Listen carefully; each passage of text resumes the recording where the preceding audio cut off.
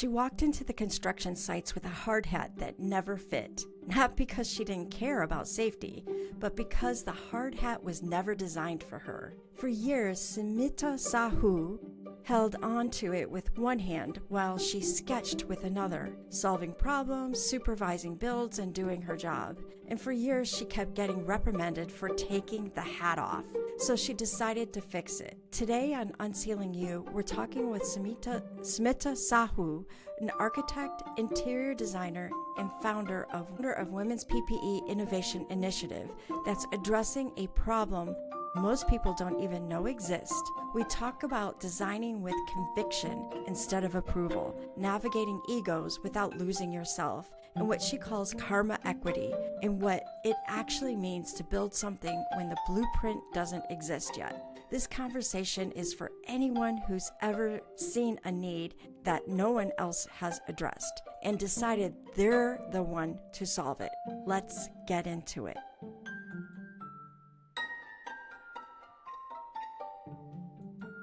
Thank you so much, Smita, for being on the UnCeiling You podcast. I'm really looking forward to people hearing your story and just being able to be inspired by what you've done and what you're hoping to do in the future. So you've built a career where beauty and function and emotion intersect. And that clarity I could only imagine, didn't happen overnight. What internal beliefs or values did you have to strengthen or even unlearn to confidently take your place in the design world? Fantastic question. Well, first of all, thank you for having me. You yourself are such an inspiration. The podcast you're doing is so important and so inspiring. So thank you for having me. So going back to your question, so I started with the whole thing very early on in my life. Like when I was a little kid, I remember when my parents were building their house. At that time, I had ideas of how the house should be built and the layout and proportions and space planning and circulation and all that stuff. And also I was into art. So I used to paint a lot. I did fabric painting. I did a lot of like stitching. When I say stitching, it's like the embroidery making. So again, all these things are separate when you're in school taking all these different classes and all that stuff. But over the time, when you're growing, people recognize what your natural talents are. So my uncles or my father, who were, of course, they're more senior, they would tell me that I think you are more meant to be in the creative field. So you kind of like, as a young child, you kind of have these, you don't know what creativity is back then, but you kind of like listen to all these. And so I would say that very foundationally, I have had these skills. And then I kind of like naturally progressed into architecture school. And then you get formal training. You have some structured courses. And then even in your 5-year training, I did a bachelor's in architecture. Then you kind of like know what, like what areas you really like. I didn't like structure class at all. I loved basic design. I loved all these other creative side of things. But when it comes to like learning structure and like, certain things which are more linear, I didn't enjoy that much, although, everything is important. And then after that, I worked for a year. And then again, you getting field experience. That's a different level of training where now you have clients to interact with. So what your training is and what your natural ability and aptitude is now has to be adapted to what the client's needs are. So I would say that it's been a journey, and I'm now in 20 years of doing this. And you're 100% right. It's not one place or one experience. It's accumulate. That's why we call our profession. It's a training. It's a practice. It's always a new client. You're learning something from them, and you always apply what you learned to your next adventure. So I don't know if I answered that question, but I would say that that's kind of my journey so far. Okay. So was there ever a time when you felt like you were designing for approval versus designing based on a deeper sense of knowing? Yeah, it all depends on the client. Some clients, they know what they want, and you kind of have to adapt to what their vision is. Or For example, if you're working with big headquarters, they often have a big brand standard. They have an image. They have some internal design elements and is internal brand and marketing which they want to cater to. So in that case, you can just say that, oh, hello, this is my aesthetics and I'm going to impose on you. But then there is some collaboration. There are some clients who are completely blank slate, and those are wonderful clients where they're like, we trust you. We want you to be the artist. Here's a blank canvas, and Uh, not a blank check, but a blank canvas. And we would love to see, and then they will participate, and you're co-creating. Some clients are like, you just take it and run with it and let us know how we can help. And they don't want to co-create. So there are different variation of clients, uh-huh. and they all add value, because if you have a client who's completely not engaged, then you're kind of like just working with your personality and your thoughts and everything. And it's fine. It's fun for, it's fun. I won't say that those projects are not fun, but then you're not getting challenged by a different opinion. So I've Uh, enjoyed all the spectrum. If you tell me my favorite, it's the middle where you're co-creating, uh, because you're always creating something unique, and your personality or the team's personality is then infused by what the client's desire are, and the success is a mutual success, and it's just not like, hey, our design firm did amazing. It's about like, oh, how we help the client achieve what they wanted to achieve. So I could see that. So, has there ever been a situation where you're navigating big egos or huge expectations and you had to really focus on that network? Like, what was your approach to building authentic, lasting professional relationships? yeah, so egos are always there, whether it's good ego or a bad ego, or big ego or a small ego. Egos you're constantly navigating. Also, ego is not a negative word always, because different stakeholders, also depending on the project, have a different perspective of what success looks for them. So for a director of operations, for them, a design has to be absolutely smooth and seamless so that he or she can operate in that space to their maximum. But for somebody else, the value of their success is different. So if you look at from their point of view, and not, you cannot please everybody. So it has to be a hierarchy of what is important and what is the give and take. So there is like that team building exercise has to happen for pretty much every project. The way I navigate ego and relationship is to understand their point of view first, rather than imposing what you can. Because as a designer, you are coming in mostly as somebody who's facilitating all these different point of view and creating the space, which is a physical, tactical, livable creation. It's not a PDF document. It's actually people are using it for Uh, years. So you do have to understand what these different stakeholders want, and what is the success look for a team, their success. And then you kind of align yourself. And I'm not saying that you completely lose your personality and do what they want you to do. That is also not good, because then they don't have any respect for you, because you just kind of uh, like telling, you're just an order taker. You're not an order taker. You're trying to understand everybody's point of view so that your creation is the uh, best. I think that's how I have navigated. And I would say that it didn't come the day one. Some clients are very, very sharp at their delivery. So you can get emotional and hurt because they could say that it's a terrible idea, but it's not that they are trying to attack you personally. It's a terrible idea for what they are trying to achieve. So I navigate, or I've learned from my directors or my mentors to listen and not take everything personally. And that has helped me a lot. okay. So, can you share a time when a relationship, just not, what you've done in the past, opened a Mhm. door to move a project forward? Um, I have so many examples. I mean, it's every day, every relationship you build is is like an opportunity. Step in towards an opportunity for your next, your next big relationship. So one of the examples is like, I love networking events. I mean, I'm a social person, but I also need my quiet time. So I met this amazing woman at a conference at Miami a couple of months back, and she was hosting the eco resort and ecotourism and purposeful, meaningful tourism. And she was a moderator, and one of my mentors were on the panel discussion. So, anyways, I met her after the event, and I just like said, hi, like She's mostly on the advisory side of the eco resorts and very ultra luxury resorts to the owners in terms of like finance and everything. So even Uh-huh. though like there's no way she has any relationship with the designers to hire, but Uh-huh. she was very kind and generous to take a call with me and listen to what my big ideas are and everything. And that relationship, she was like, I know one person in Chicago and I would love to connect you with that group. And so she just made an introduction to this big group who are the owners of the Google headquarters, and they own multiple properties in the city of Chicago and very influential. But had I not approached her to just say, hey, I just want to I want you to listen to what I want in life, and I want to listen to how your journey has been led to a relationship.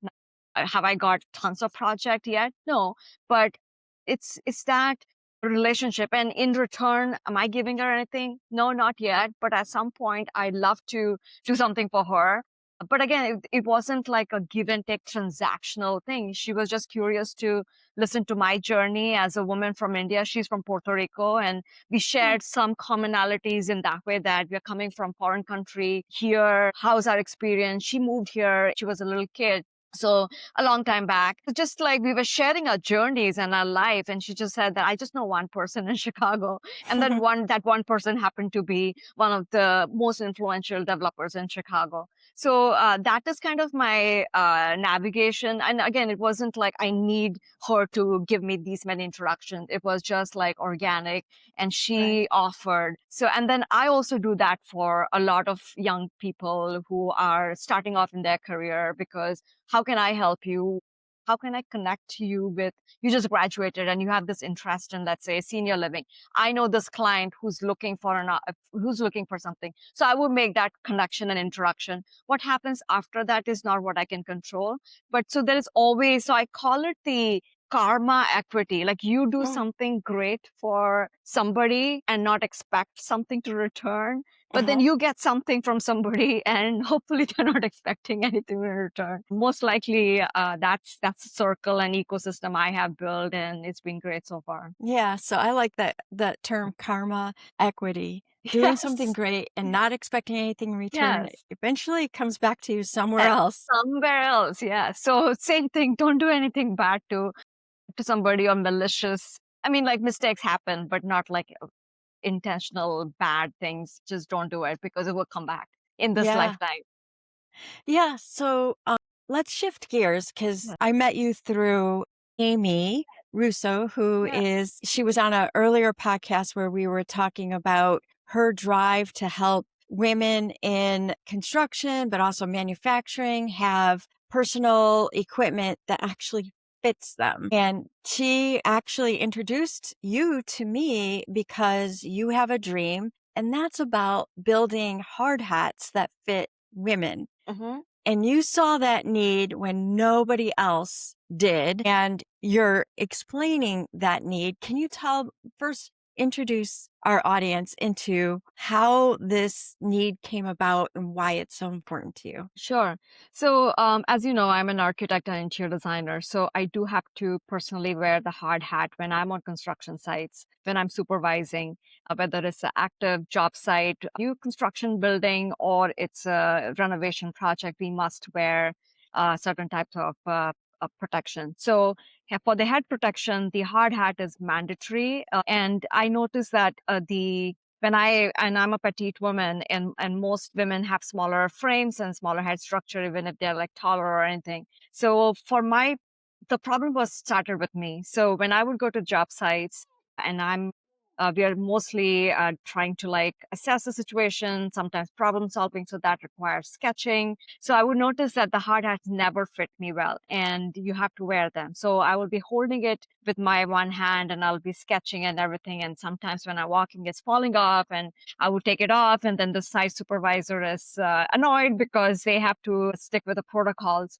So that got me thinking that, if I'm on the job site for a couple of hours and I'm not even working there, there, and these are my challenges. What are other challenges? And I do work with a lot of female GCs. And I was just like sharing. First, it started with a casual conversation, and slowly started understanding that there's actually a need. There's more problem, and it's only not just hard hat, but it's the overall PPE protection. There's a lot of things which don't work for women, because the history is that 100 years back, when construction started happening, the hard hats were designed predominantly for men, because they were doing these construction and the companies wanted their employees to be protected. But over the years, it's been 100 years almost, and there's significant increase of women in these male-dominated industry, but no innovation has happened for women. So as we are exploring, and we are still in the research stage, as we are exploring more, there is a clear need, because women are not smaller men. We are anatomically designed differently. So the hard hats was designed for men doesn't necessarily work for us and not necessarily protect us, because of the way our skull is structured, the way our neck is, the way our head is, and the way we carry the weight. So that's kind of the exploration. And more I'm talking to people. And Amy, who was on your talk a couple of weeks back or months back, she's actually a great proponent of equity and safety, which means that what was designed for men to protect them and be safe for them, that doesn't necessarily work for us women. So we should, of course, adapt and, of course, look at what works for them, but adapt to our needs. And that is what this whole exploration is about. And I'm getting great feedback from other women, even men. They are trying to help us and give us feedback. So that's been a great journey so far. And as we progress, we'll keep everybody posted on what we are coming up with, what the innovation is, but also innovation and research in historically for women has been very limited. So that is also a challenge to raise funding, because since we don't have enough data that these are actual real issues, we are trying to collect data.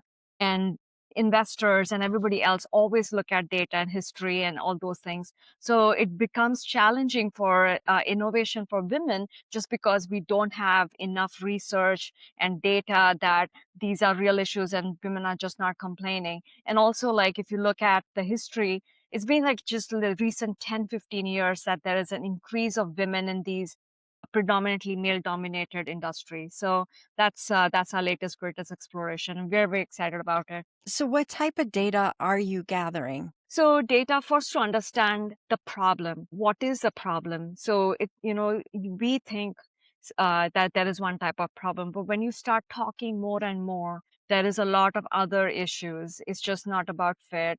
It's more about, like, how's your pain? Like, how is your productivity impacted? How's your hair health? So there is a lot of other issues which we have discovered, because originally we had certain hypotheses that is just about, like, a good fit and that solves the problem. But it's not about that. It's more than that. And then also other issues in terms of, like, the way the skull is designed, men versus women. The impact of something falling on your head is different for men than women. So those are kind of the exploration, and we are still in the process of even understanding what the pain points and what the real problems are to even come up with a solution. So that is where we are serving different categories of women, and also the different aspects of work styles, because not every woman in construction or in field is doing the same kind of work. A woman who's a roofer has different challenges, because she or he, they are facing, I mean, we are focusing on women, but she's facing outdoor wind pressure, external weather conditions, external debris and everything falling on her head.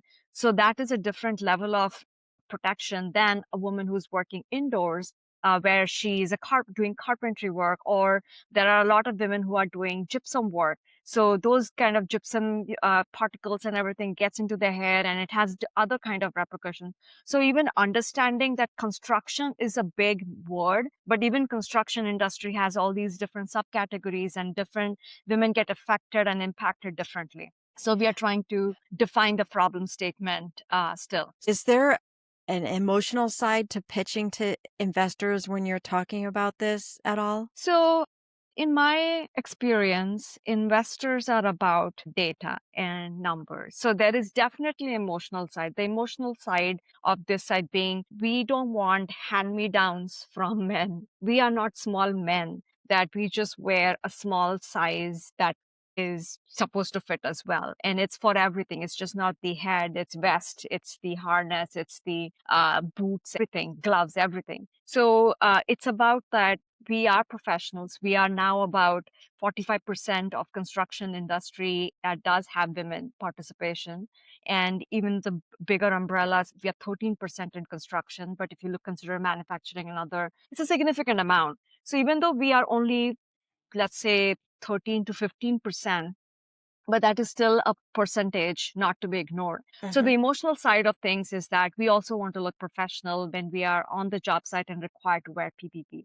It should just not look like, here's your hand-me-down from a man and we just like tucked it and like made it smaller and this is what. So that's the emotional side of things where you want to Mm-hmm. walk in, feel professional, you have the exact equipment which fits you, and so you can perform, and there is actually a productivity loss too. So it's just not about the look and feel and just the emotional part of it. There is significant dollars tied to all this, because if there is a productivity loss, that means the woman is losing some of her revenue. And then also because of these injuries, there's significant insurance costs Mm-hmm. both on the employee side and the employer side.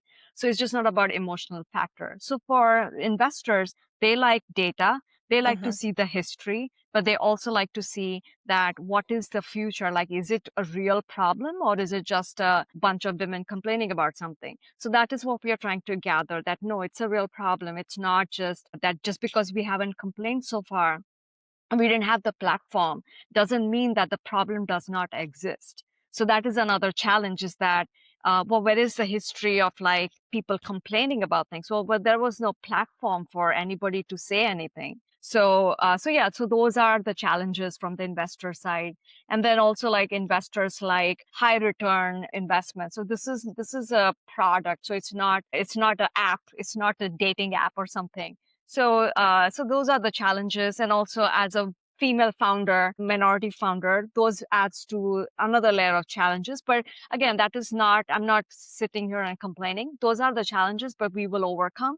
It's just that we are meticulously and very rigorously looking at everything so that when we start going for raising funds to create these prototypes and to further research, we have everything, all our ducks in the row. We have done our research, we have done our survey, we have a critical mass. This is a real problem, and we are here to solve it. So, That's great. We talk a lot about community, mentors, allies, and champions, but sometimes we have to become that person for ourselves mhm. for sure. Who or what did you have to become in order to make this next chapter of your career possible? And also, can you tell us maybe about the mentors and the champions that have really meant a lot to you on this journey? Yeah, so I've been very lucky and fortunate to be surrounded by very strong business owners, partners, both men and women. So I would be saying that the amount of encouragement support I've had with women leaders early on in my life, I've had equal number of very great men also mentor me. And of course, in the very beginning, as a child, my father is my biggest strength and my support. But in my entire career, I've just been one of those fortunate people. But I would say that I've also seeked out for those mentors, because the mentors don't come looking out for you. So when I've found somebody who has inspired me or they are doing something, irrespective of their gender, I have made a point to reach out to them and ask them about their journey and what can I learn. And I've also tried to give them something back. But usually, like when you're talking to somebody who's way senior, you don't have much to offer back. I mean, when you're younger. But I would say that moving in different circles also Mhm. has helped me a lot. So I'm not only just stuck to the design industry, I have stepped outside of my comfort zone and stepped into real estate and finance and business and everything. And all of that has helped me. So I didn't like specifically answer like one or two person's name, because there's a lot of them. And at each phase, they have influenced me and they continue to influence me. I mean, for example, for business, I will go to a certain set of people. For finance, I'll go to somebody else, design somebody else. So I've been just lucky to nurture those relationships and continue trying to give back in whichever way I can. So it's a it's a relationship. So it's just not me always taking and hopefully giving something back. But then also I learned a lot from the younger generation too, because they have a different perspective. They are born with AI. So they just think in a very different way. They think fast and they have answers ASAP. So yeah, they are also mentors in their own way. Is there something that has changed in what you believe is possible for yourself and for others as a result of working with all these folks? Yeah. So when I started my firm, everybody was like, this is very ambitious. My firm philosophy is very ambitious. It's not just doing design. And anyway, so they were like, well, you should start small. And even like just like a couple of months back, I was at a networking event and one of the gentlemen said that it's going to be really challenging because you're a no-name design firm, you're a woman business owner, and on top of that, you're Indian, so it's going to be really challenging. So I have not paid attention to all those comments, and not necessarily those are negative. Mm. They don't bother me because I know what I'm capable of. I know what my support structure is. I know what my team strength is. I know what I want and I want to achieve. It's not going to happen day one. And it's not just me, it's a team. So even like with this PPP head heart, it's not just me doing all of the work. I have people who are supporting this. There's a whole ecosystem and there is a purpose. So for me, it's just to keep going with the belief you have. And there are people who are not going to support you, and it's okay. You just have to ignore them and keep moving. And then you will fail, or even if you fail, there is learning in that. And then you learn from that and you continue to go, because failure is not that Yeah. you have to stop. Failure is because there are certain things you tried, but it didn't work out for those conditions. But that doesn't mean that you cannot continue. You have to change those conditions. You have to listen to what didn't work and then adapt and move on. So that is my philosophy. I just I don't get emotionally super excited if I have a win and I'm just, and I also don't get super sad. So I'm very emotionally regulated. And that has been through this journey, because I started my business during COVID. And whatever we're going through in 5 years, it's been a lot of ups and downs. So the lessons learned is, as an entrepreneur, it is a solo journey. You have partners, but at the end of the day, it is your journey, and you cannot get emotionally so up and down that you are wasting a lot of your energy. So that is my biggest lessons learned. And I had to train myself. And because sometimes early on, I would get heartbroken by rejection. And I just quickly learned that rejection is just going to be part of it. And you have to understand why you were rejected, not feel bad about it. And then learn how you cannot be rejected the next time. So, yes. I think that is a pile of gold you just gave us right Yeah. there. Thank you for that.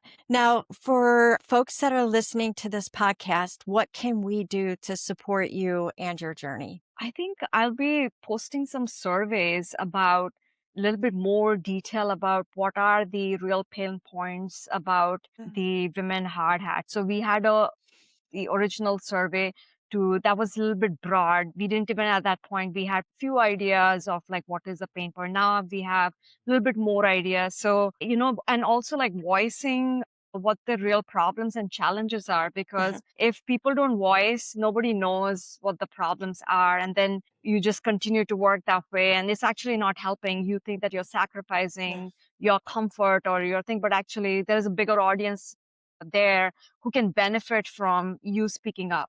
So I think speaking up, and also in my case, like filling the next survey, which will come soon, and participating, and also like just supporting each other. So we've come to the fast action questions, answers to the following very motivational questions. So here we go. Are you ready? What's one relationship building habit that changed your career? Give, and also just don't expect that when you give somebody something that they have to return something. Okay. What's a mantra or a phrase that you return to when doubt creeps in? I never doubt myself, so I don't know how to answer this question. I like it. What's one lesson you wish more women in design or construction knew early? Never doubt yourself. There you go. Back to the question two. When you walk into a pitch meeting, what mindset are you channeling? I'm the best. All right. Finish this sentence. Women don't need to ask for permission to. To do anything. There you go. I really appreciate having you on Unsealing You. And I cannot wait to see how things go with the hard hat and your business. I really appreciate you reaching out and joining us. Thank you so much. This was worth the full listen. If you're a woman working in construction, manufacturing, the trades, or any field where the tools weren't made with you in mind, Smita wants to hear from you. She's collecting data right now for the PPE initiative works that she's building. When her survey goes live, we'll share the link. Your voice matters in this. And if this episode landed, if you've ever felt like you're the only one seeing a problem everybody else is ignoring, I made something for you. It's called Reset Tonight. It's a free guide for leaders whose minds won't shut down at night. 3 steps, 10 to 15 minutes. It's not about solving everything. It's about helping your brain slow down enough to sleep. You can grab it in the notes. It's free. Thanks for being here, and I'll see you the next time.